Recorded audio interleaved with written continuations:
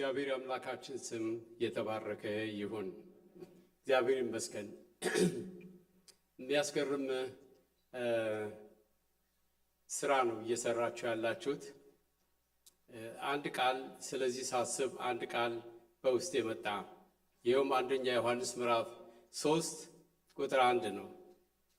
የእግዚአብሔር ልጆች ተብለን ልንጠራ አብ እንዴት ያለውን ፍቅር እንደሰጠን እዩ እንዲሁም ነን ይላል። የእግዚአብሔር ልጅ፣ የእግዚአብሔር ልጆች፣ የእግዚአብሔር ልጅ መሆን በጣም የሚያስመካ ትልቅ ነገር ነው። ሰው የሀብታም ልጅ ሲባል እንኳን አንገቱን ቀና አድርጎ የሀብታም ልጅ ነኝ ብሎ ይሄዳል። የባለስልጣን ልጅ ሲሆን የባለስልጣን ልጅ ነኝ ብሎ አንገቱን ቀና አድርጎ ይሄዳል። የእግዚአብሔር ልጅማ መሆን ከስልጣንም ከሀብትም ከሁሉም በላይ የሆነው ምን ያህል ያስመካል! በጣም የሚያስመካ ነገር ነው። ታዲያ እግዚአብሔር ወደዚህ ምድር ያመጣን በዓላማ ነው። ለእያንዳንዳችን በግል ነው ዓላማ ያለው፣ በህብረት አይደለም። በግል ማለት የሰጠንን አገልግሎት አንድ ላይ ይዘን በህብረት እንቆማለን። ነገር ግን ሲፈጥረን ግን በግል ለእያንዳንዳችን አገልግሎቱን ውስጣችን አስቀምጦ ነው የተፈጠርነው። ኤርምያስን ብትወስዱት ኤርምያስ ከመወለዱ በፊት እግዚአብሔር ለምን እንደሚወለድ፣ ምን አይነት አገልግሎት እንደሚያገለግል፣ እነማንን እንደሚያገለግል አስቀድሞ ተነግሮት ነበር። ገና በእናቱ ማፀን እያለ ሳይሰራው በፊት ነው ያወቀው። አገልግሎት የሚሰጠው እንደዛ ነው። አያችሁ፣ እኔና እናንተ እግዚአብሔር በጣም ስለወደደን ዋጋ ከፍሎ ነው ልጆቹ ያደረገን፣ በነፃ አይደለም። እያንዳንዳችን በጣም በጣም ውድ የሆነ ዋጋ ተከፍሎልናል።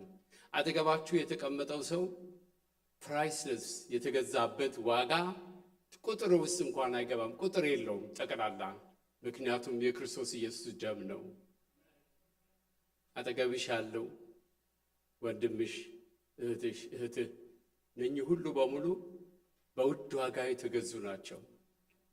እዚህ እግዚአብሔር እንዲህ አድርጎ ከወደደን እኛ ደግሞ ለወደደን ለአምላካችን ምን አይነት ምላሽ እንሰጣለን ስንል በዚች በሰጠን ትንሽ ዘመን ትንሽ ናት ከዘላለም ሕይወት ጋር እኛ በምድር ላይ የምንኖረውን ጊዜ ስናስበው ምንም ማለት አይደለም። ሕይወታችሁ ምንድን ነው? እንደ እንፋሎት ታይቶ አሁን ወዲያው የሚጠፋ አይደለምን? እንደ ጤዛ የሚረግፍ አይደለምን? እንደ ጥላ የሚያልፍ አይደለምን? ይላል መጽሐፍ ቅዱስ። በእርግጥ እውነት ነው። 100 ዓመት አይደለም 1000 ዓመት እንኳን እንዲሰጠን በምድር ላይ ወደፊት ልንኖር ካለነው ከኢተርኒቲ ጋር ከዘላለም ሕይወት ጋር ስናስበው ምንም ማለት አይደለም።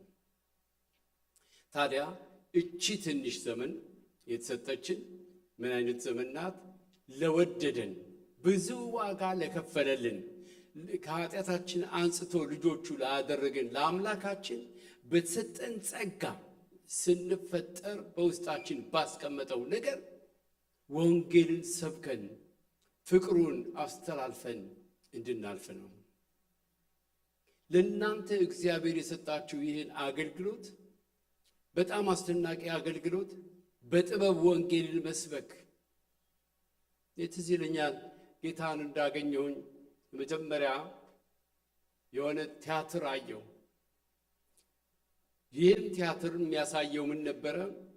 ሰይጣን እንዴት በሰዎች ልጆች አእምሮ እንደሚጫወት ያንን መረዳት ማንም ሰው ቢሰብክ እንደዛ ልረዳው አልችልም። በሕይወቴ ዘመን ሁሉ የሰይጣንን ሥራ እንዳውቅ የጠቀመኝ ያ ትንሽ ቲያትር ነው። ስለዚህ በጥበብ ወንጌልን መስበክ ማለት ትልቅ ነገር ነው፣ ትልቅ ነገር ነው። እና እግዚአብሔር እንደዚህ አቀናጅቶ እናንተን ይህን ጥበብ በውስጣችሁ ጨምሮ ይህንን በጣም የተወደደና ብዙ ዋጋ የተከፈለለትን ወንጌል በእጃችሁ አሳልፎ ሲሰጥ ትልቅ ኃላፊነት ነው። በዛውም ደግሞ ትልቅ ጸጋ ነው። በእናንተ አገልግሎት ብዙ ሰዎች ይመጣሉ። ብዙዎች የማይገባቸው ይገባቸዋል። ሲሰበክ ያልገባቸው